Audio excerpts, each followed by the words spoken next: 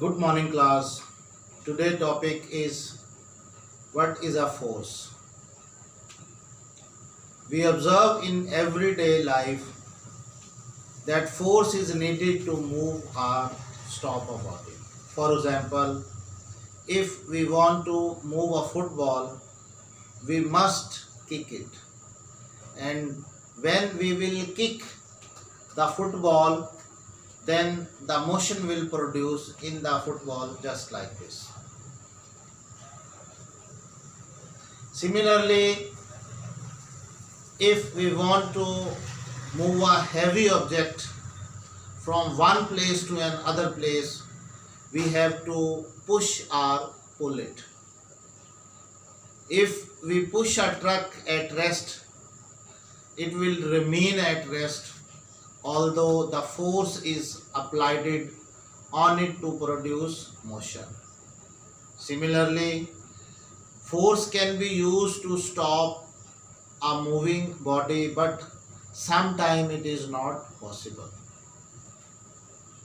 Thus, the force can be defined as an agent which produces or tends to produce the motion in a body, or which stops or tends to stop the motion of a body.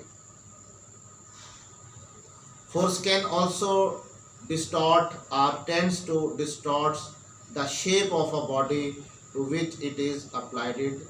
So the word distort means change in shape. This diagram shows that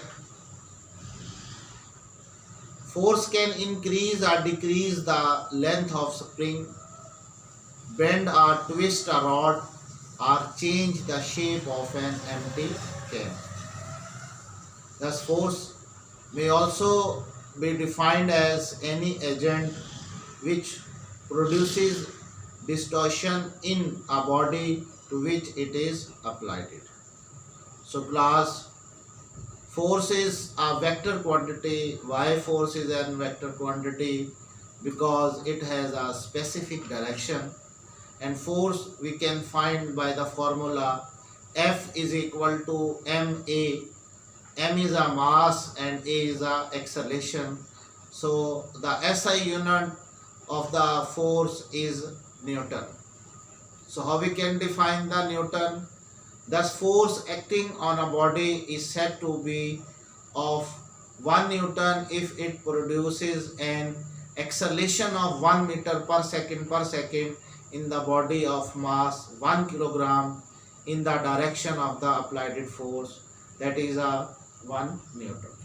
Okay, class, and God bless you.